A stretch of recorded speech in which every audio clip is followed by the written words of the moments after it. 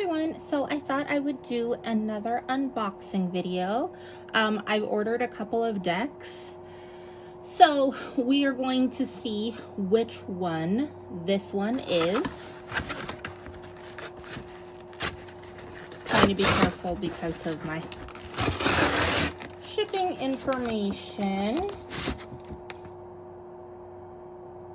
Okay. Not sure why my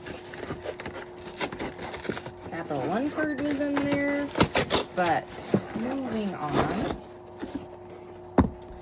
Alrighty, so we have Floating World Tarot. There's a side view. Alrighty. So this one says, explore the ancient traditions of the tarot with Japanese spiritualism. This deck definitely caught my attention. Very colorful, very just kind of stood out. So let's see what's going on. Okay, so it opens like a book.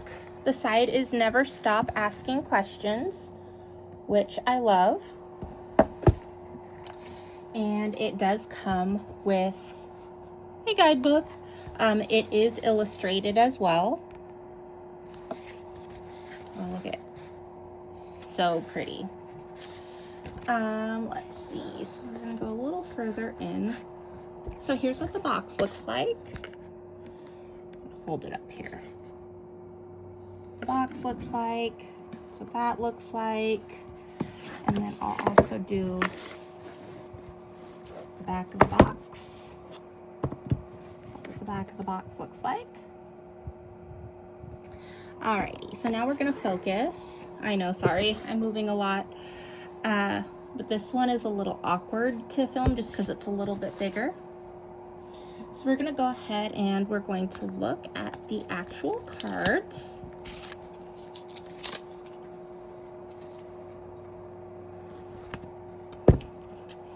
So this is the back of the cards.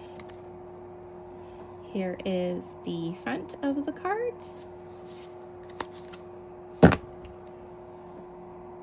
The Hermit card.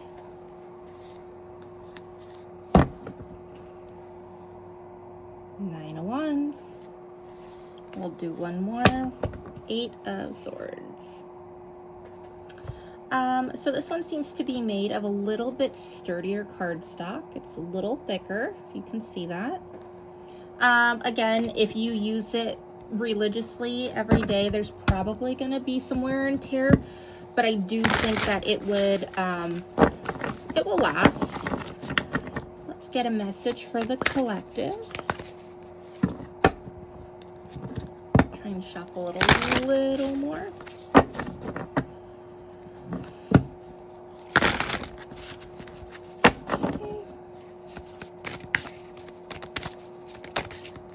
Okay, so we have the Two of Swords,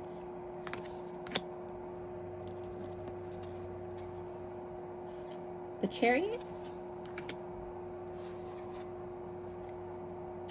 Three of Swords,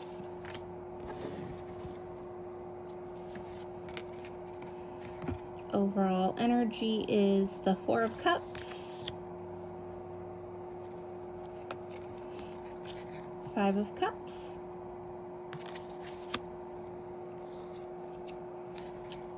Hermit card,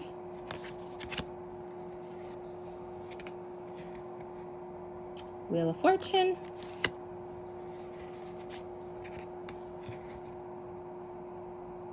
Justice card, the Hanged Man, and the Four of Swords. I know that's kind of a lot for the overall energy, but I'm kind of getting a story here. Okay. Make sure you guys can see this. Okay.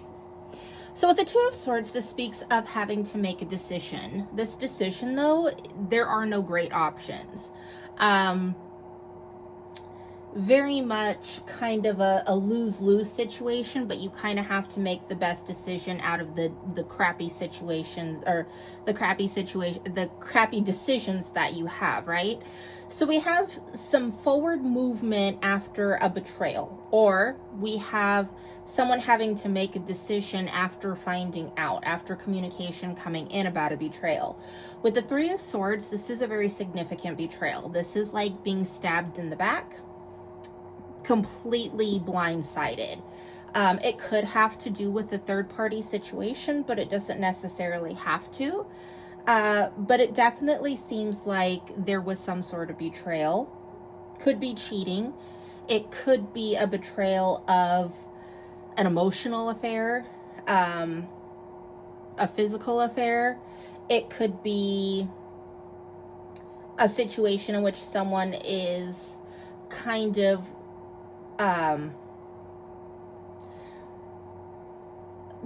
going more than an emotional affair. Like they could be hanging out, they could be, communicating online through text messages or whatever, but then it's like they may not have crossed the line to a sexual encounter, but there may be a lot of flirting, there may be a lot of communication, a lot of like touchy feeling, having lunch with each other, that kind of energy. So even if the sexual component hasn't happened yet, it's kind of leading to that point, or it could just straight be a sexual situation to begin with.